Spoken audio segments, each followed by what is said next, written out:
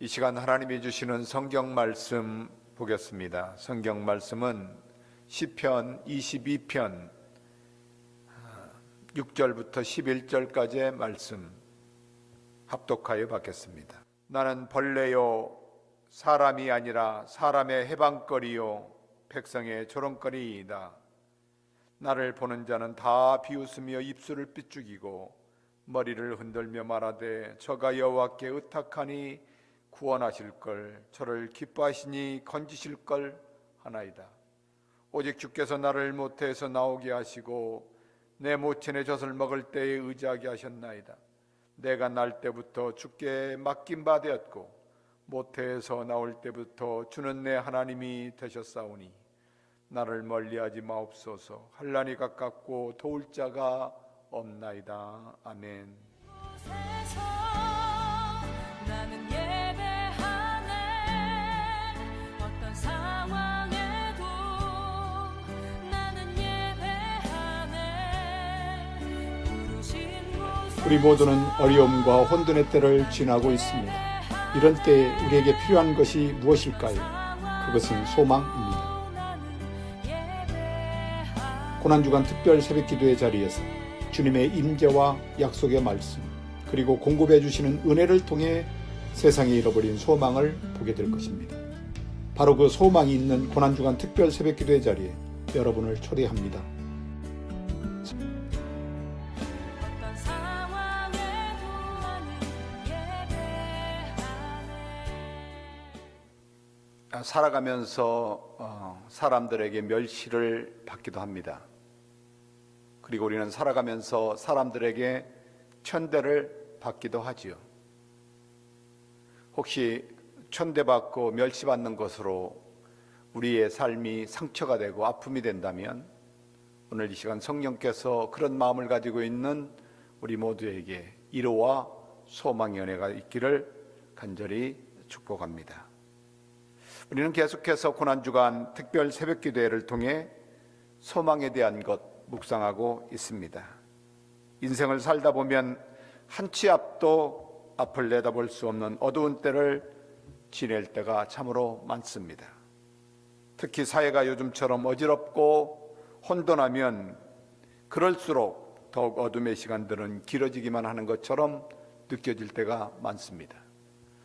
코로나로 인하여 팬데믹이 있었고 그래서 그게 멀지 않은 시간에 해결될 것이라고 생각을 했는데 벌써 1년이 훌쩍 넘어버렸습니다. 그럼에도 여전히 우리는 앞을 내다볼 수 없는 시대를 살아가고 있지요. 이런 시간들을 지날 때 누군가 다가와 도와도 줄 수 있습니다.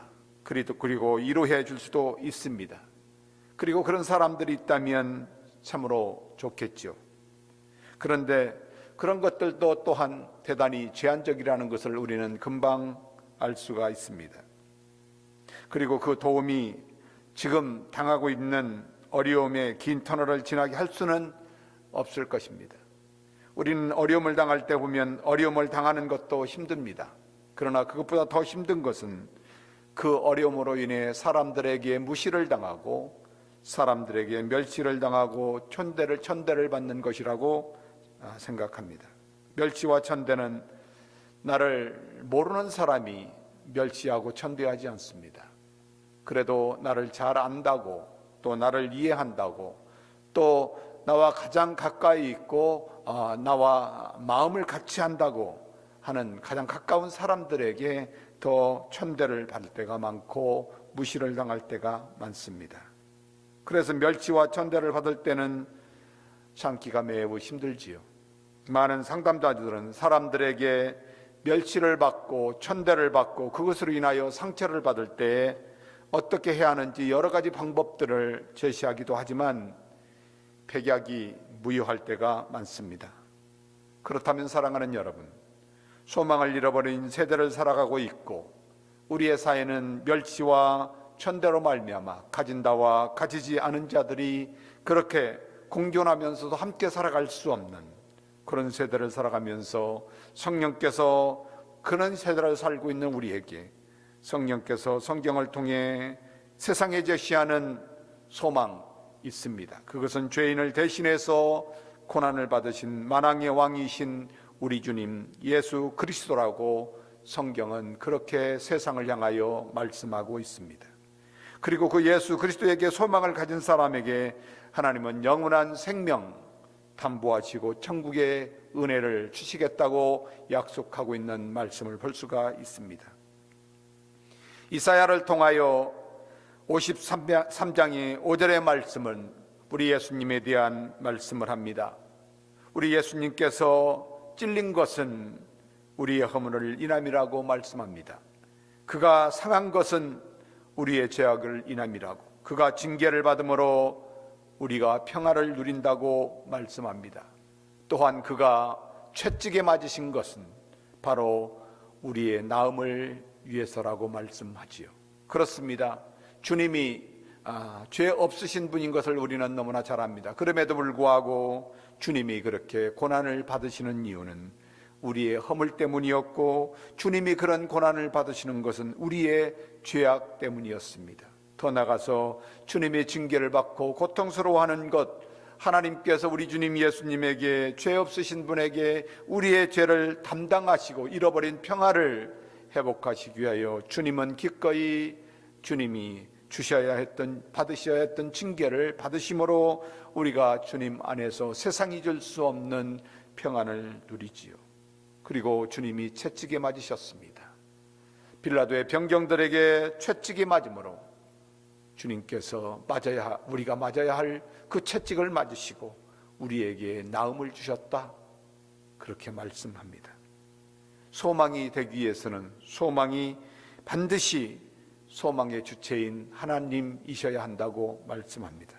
다시 말하면 그 소망은 하나님을 믿는 믿음에서부터 시작되고, 그 믿음이 없이 소망을 갖는다는 것은 거짓된 것이라고 말씀합니다. 그래서 세상의 소망은 하나님을 믿는 믿음으로 가진 소망이 아니기에 그것은 어쩌면 진실된 소망이 아니라고 말씀하는 것이죠. 그리고 그 소망은 반드시 하나님의 사랑의 근거 되어야 한다는 사실을 우리는 기억해야 합니다. 하나님의 소망은 하나님의 임재를 통해서, 예배를 통하여 하나님의 거룩한 자리에서 하나님을 경험하고 하나님을 만나고 또 하나님의 임재 가운데 하나님의 은혜를 경험하는 성도들에게는 반드시 하나님 앞에 소망을 두며 살게 되어 있습니다. 또한 하나님의 약속의 말씀이죠. 하나님의 약속의 말씀이 있는 곳에는 하나님의 소망이 있습니다. 그래서 우리는 날마다 하나님의 말씀을 마음에 두고, 날마다 하나님의 말씀 가운데서 눈을 떼지 않고, 날마다 하나님의 말씀 가운데 마음을 두고 삶을 두고 그 말씀을 따라 사는 것이죠. 왜냐하면 그 말씀 안에 소망이 있기 때문에 그렇습니다. 그리고 공급하시는 하나님의 은혜를 통하여 우리는 소망을 발견할 수 있죠. 그렇습니다. 우리에게 하나님을 믿고 하나님께 소망을 두는 것은 하나님의 사랑 안에서 살아갈 수 있는 그런 힘을 공급하고 있는 것이죠. 오늘 본문의 말씀 22편의 시편의 말씀 가운데 6절부터 11절의 말씀을 보면 우리가 22편의 말씀을 통하여 주목해야 하는 것이 있다고 말씀합니다.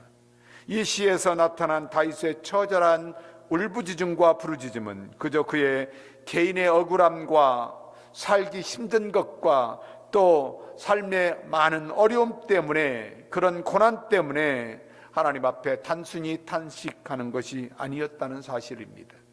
다윗은 그의 삶의 억울함을 붙들고 주님 앞에, 하나님 앞에 나와 무릎을 꿇고 하나님 앞에 도와달라고 무릎을 꿇으며 부르짖을 때에 성령께서 다윗에게 죄인을 구원하시고 세상의 유일한 소망이 되실 메시아가 세상에 어떤 멸치를 받고 어떤 천대를 받을 것인지를, 그리고 어떤 고난을 받고 죄인을 구원하시고 세상의 소망이 되게 하실 것인지를 주님이 십자가를 지시기 전 이미 1000년 전에 다윗에게 그 사실을 보여주셨다는 사실입니다. 그렇다면 오늘 본문을 통하여 우리 주님을 죄인을 위하여 고난을 받으시고 그 고난으로 인하여 우리가 묵상해야 되는 것이 무엇인지를 본문을 통하여 세 가지만 생각해 보기를 원합니다. 첫 번째로, 주님은 공개적으로 멸시하고 업신여김을 당하셨다라고 오늘 본문은 우리에게 그렇게 가르쳐주고 있습니다. 6절의 말씀을 보니까 주님은 이렇게 고백하며 나는 벌레요, 사람이 아니라 사람의 해방거리입니다. 백성의 조롱거리입니다 라고 말합니다. 요즘 말로 말하면 가는 곳마다 예수님을 사람들이 거부합니다. 가는 곳마다 마치 트러블 메이커처럼 그렇게 보는 것이죠. 죄인들은 특징이 있습니다. 하나님을 멸시했다고 하면 내가 언제 하나님을 멸시했느냐고, 내가 언제 하나님을 업신여겼냐고 그렇게 항변할 때가 많습니다. 그러나 하나님을 멸시하지 않고 하나님의 말씀 가운데 순종하며 은혜 안에서 살아가는 사람들은 내가 하나님 앞에 죄인입니다, 내가 하나님을 멸시했고 업신여겼다고 인정하는 사람이지요. 그러나 죄인은 그렇지 않습니다. 하나님을 무시했다, 하나님을 멸시했다면 내가 언제 하나님을 멸시했고 언제 하나님을 업신여겼냐고 따지고 항변하는 것이 죄인의 모습입니다. 다윗은 그의 삶의 아픔과 고통이 매우 어려웠습니다. 그리고 어려움을 주님 앞에 나타 탄원하며 부르짖기 시작합니다. 그때 하나님은 성령을 통하여 1000년 후에 이 땅에 메시아가 오셔서 어떻게 십자가에서 고난을 받으실 것이며 어떻게 사람들에게 멸치를 당하며 어떻게 사람들에게 대할지를 가르쳐 줍니다. 그리고 다윗은 그 하나님의 음성을 듣고 좌절하고 절망합니다. 그러면서 하나님께서 그 독생자 아들 예수님을 이 땅에 보내셔서 이렇게 우리를 사랑하시는 것을 통하여 그는 감동하는 것이죠. 사람들에게 얼마나 멸시를 당하는지 사람 취급도 받지 못합니다. 마치 벌레처럼 그렇게 예수님을 대했습니다. 예수님은 온갖 비방을 받고 또 백성들에게 끊임없이 조롱거리가 되고 모욕거리가 되셔야만 하셨습니다. 그들만 그런 것이 아니었습니다. 적어도 하나님을 믿는다 하는 사람들, 하나님의 말씀을 가르친다 하는 사람들, 그리고 믿음으로 말미암아 사회의 유지라고 말하는 장로들까지도 예수님을 무시하고 벌레 취급하고 조롱하며 업신여긴 것을 볼 수가 있습니다. 마태복음에 마태는 이렇게 기록합니다. 27장에서 예수님의 십자가의 사건을 기록하면서 그와 같이 대제사장들도 서기관들과 장로들과 함께 희롱하며 가로되 저가 남은 구원하였으되 자기는 구원할 수 없느냐, 저가 이스라엘의 왕이로다, 지금 십자가에 내려올지어다, 그러하면 우리가 믿겠다고 조롱하지요.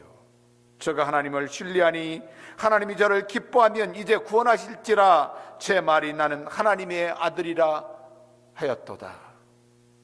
얼마나 무시당하는 말입니까? 적어도 제사장은 알았어야 되겠지요.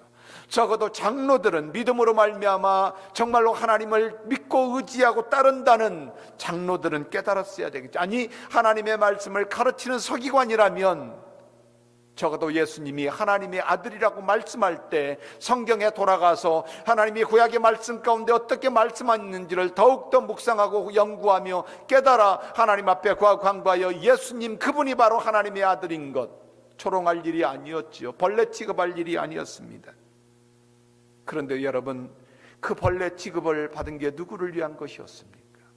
예수님이 죄 없으시고 아무것도 실수한 것이 없으신 그분이 하나님의 아들이시고 하나님의 사랑 가운데 사시고 하나님의 영광 가운데 살아야 마땅하신 그분이 사랑받지 못한 원수마귀 사탄마귀에게 유혹이 되어서 죄의 종이 되어 하나님의 아들이시여 메시아여 하나님의 약속하신 그분이 오셨는데도 그분을 조롱하고 벌레 취급하는 것, 그러면서도 그들이 죄인인 것을 깨닫지 못하는, 그러나 예수님은 그런 것이 전혀 관계되지 않습니다. 그렇다고 해서 예수님이 십자가에 내려오지 않으십니다. 아니, 예수님은 얼마든지 십자가에 내려올 수 있는 그런 권세 있으십니다. 그럼에도 불구하고 그의 개인을 위하여, 주님 스스로를 위하여 십자가에서 내려오지 않습니다. 하나님의 권세를 사용하지 않습니다.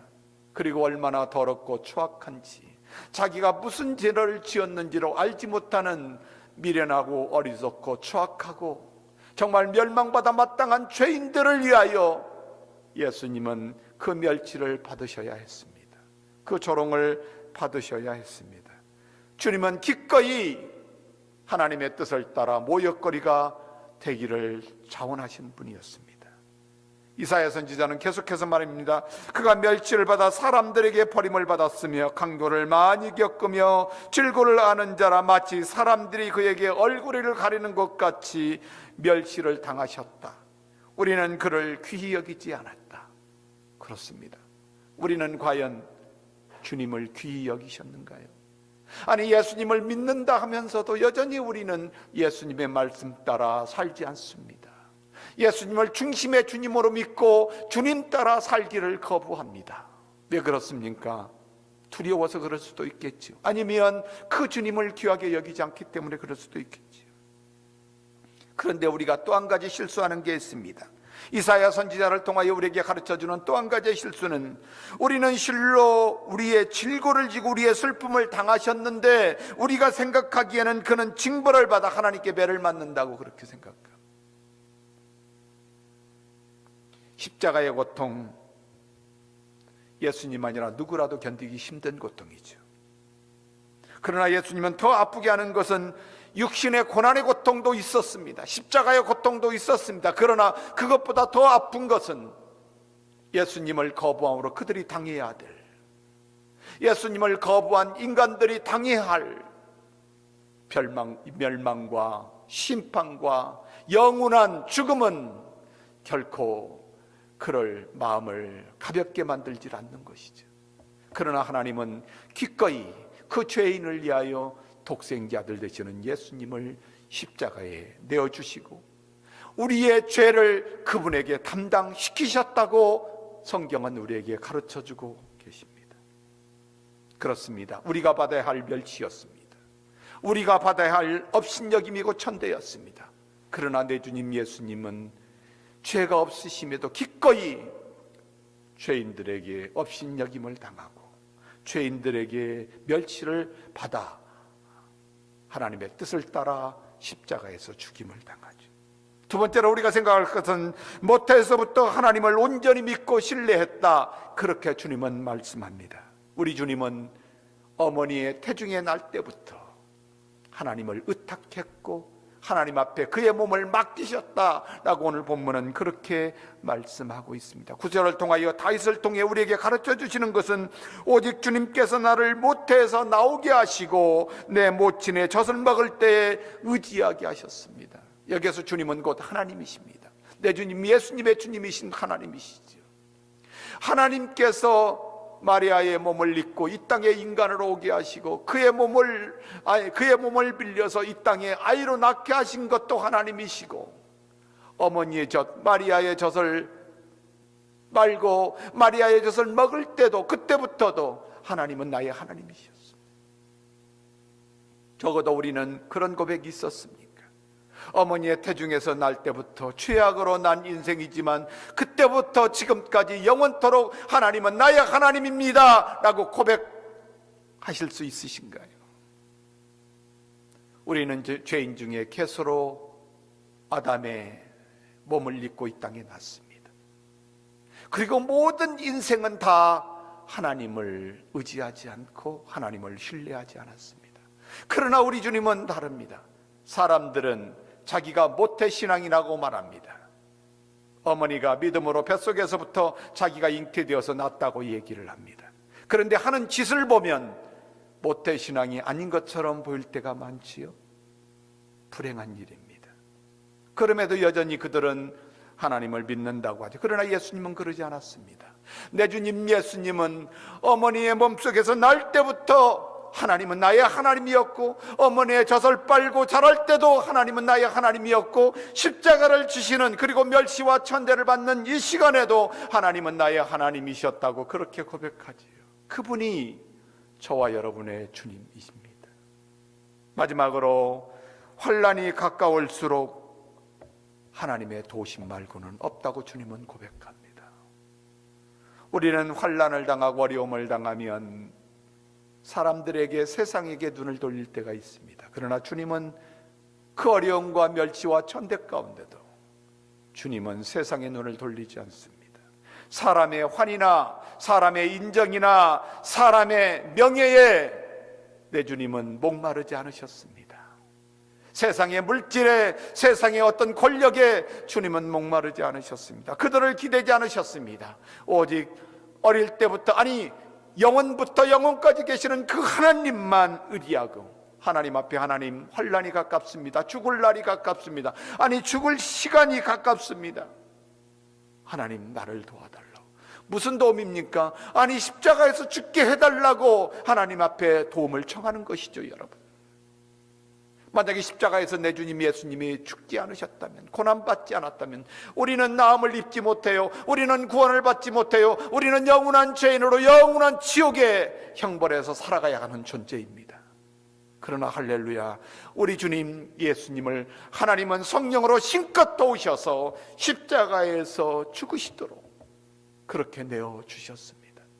그리고 모든 인류를 구원하시기 위하여 내가 다 이루었다고 선포하시는 내 주님, 그 예수님이 저와 여러분의 모든 질고와 모든 고난과 모든 업신여김과 모든 멸치를 다 담당하시고, 그리고 우리를 죄인 중에 계수된 우리를 구원하셔서 오늘 이 아침에도 하나님의 자녀로, 하나님을 온전히 신뢰할 수 있도록 우리를 온전케 하시는 내 주님 예수님만 바라보고 예수님만 따라 살기로 결단하는 소망의 사람들 아닙니까? 그러므로 사랑하는 여러분, 오늘 이 아침에도 다 양같이 내 길로 가는 것이 아니라 오직 주님 따라, 주님 중심으로, 주님 따라 사는 구원받은 성도로 주님이 우리에게 명하신 것, 영혼을 구원하여 제자 삼는 일에 여러분의 삶을 순종할 수 있는 은혜가 있기를, 그것이 세상의 소망이고 우리의 소망이며 우리가 하나님의 사랑 가운데 살아갈 수 있는 힘이고 능력인 것을 깨닫고, 오직 주님이 우리에게 맡겨주신 사명, 이 고난의 시간에도 감당할 수 있게 되기를 주의 이름으로 축복합니다. 우리 이 시간 기도하겠습니다. 나라와 민족을 위하여 기도해 주시기 바랍니다. 미국 교회와 한국 교회, 그리고 세계 모든 교회와 선교지를 위하여 기도해 주시기 바랍니다. 그리고 베트빌 제일침례교회와 성도들을 위하여 우리 함께 이 시간 통성으로 기도하기를 원합니다. 오 할렐루야, 아버지 하나님 감사합니다. 하나님 이 시간에도 나라와 민족들을 위하여 기도하기를 원합니다. 대통령과 이성자들에게 지혜를 주셔서 하나님을 두려워하게 하시고 불안해하는 백성들에게 주의 평안을 전하는 복된 자들이 주님 되게 하여 주시기를 원합니다.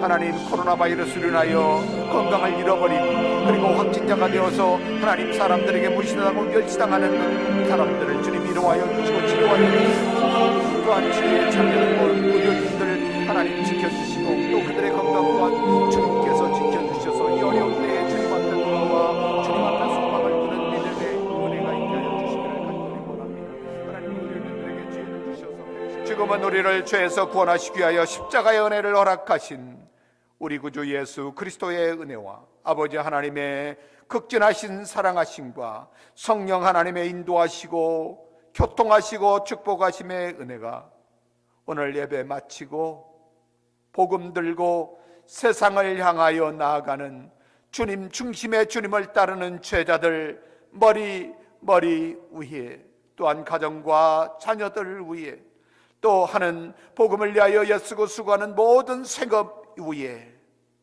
또한 선교지 위에, 또한 예수님을 믿고 예수님을 중심에 따르며 주님만이 나의 주님이라고 고백하며 하나님 앞에 예배하는 모든 교회들 위에 지금부터 영원토록 함께 계실지어다. 아멘.